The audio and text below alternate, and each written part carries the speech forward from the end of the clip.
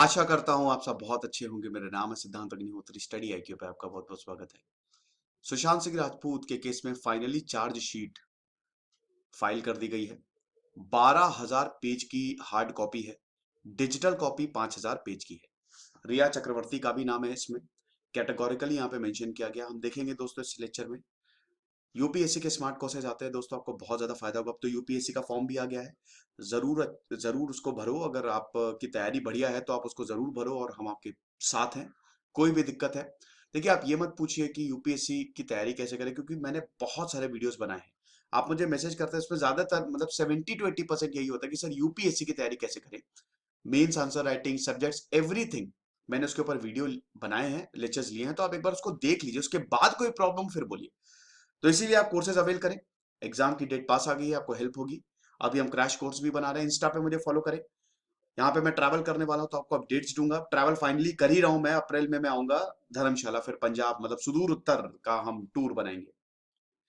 तो narcotics control bureau NCB, आपको पता ही है कि सुशांत सिंह राजपूत को एनसीबी ने टेक ओवर किया था जब ड्रग्स एंगल सामने आया था।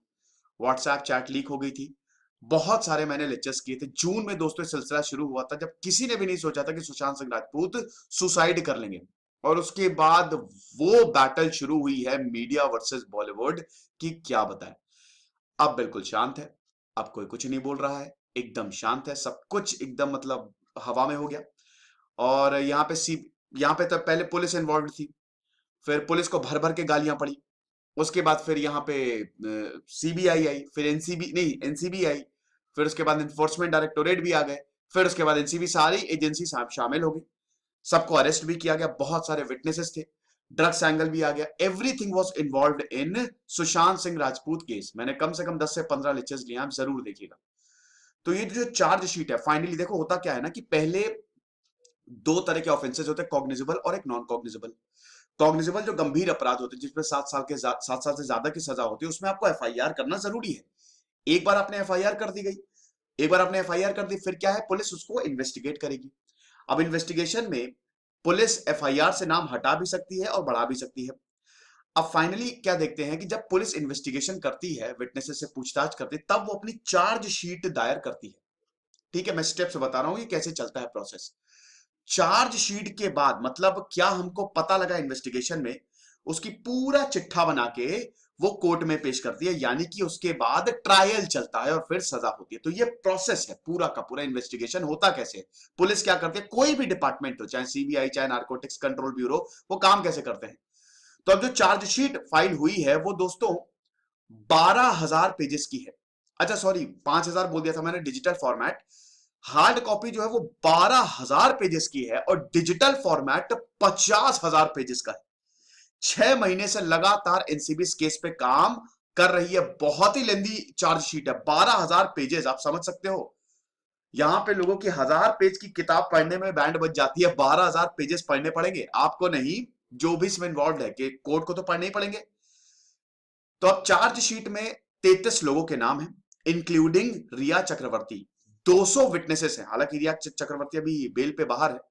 रिया चक्रवर्ती का भी इंटरव्यू आया था, उसमें भी बहुत ज्यादा बवाल हुआ था। फिर हमने मीडिया में बहुत तस्वीरें देखी। बहुत मतलब क्या कहते हैं कि बड़ा कॉम्प्लिकेटेड हो गया था ये केस। तो रिया चक्रवर्ती का भी नाम है और 200 विटनेसेस के स्टेटमेंट है। अब आप देखिए चार्जशीट में इज एवरीथिंग, एवरीथिंग। जून से लेकर अभी तक क्या हुआ, ड्रग्स का कैसे एंगल आया, विटनेसेस ने क्या क्या बोला, एवरीथिंग इज मेंशन। इसी चार्जशीट के बेसिस पे लॉयर जो है वो बहस करते एक दूसरे से। तो ये लॉयर्स को तो पढ़नी ही पढ़नी है, एक एक पेज को, और मार्क भी करना होता है कि अच्छा यहां पे ये लिखा हुआ है। क्रॉस एग्जामिनेशन के लिए ना यही चार्जशीट काम आती है। तो चार्जशीट जो है, तो सुशांत सिंह राजपूत केस पहले डेथ था कि सुसाइड है कि मर्डर है, इसी पे ही बहस हुई। फिर बाद में जब पोस्टमार्टम एंड एवरीथिंग, सबने मान ही लिया कि सुसाइड है। फिर उसके बाद ड्रग्स एंगल आ गया, नार्कोटिक्स का एंगल आ गया। चार्जशीट में यह भी है कि 7 किलोग्राम ड्रग्स बरामद हुए, 35 लाख जिनकी कीमत है। और उसके बाद उसकी सोर्सिंग, डिस्ट्रीब्यूशन, ड्रग्स पेडलर, ये सब कुछ। फिर उसके बाद सितंबर में पहला अरेस्ट किया एनसीबी ने। 6 महीने का टाइम था एनसीबी को चार्जशीट फाइल करने का, और उन्होंने ये कर दिया।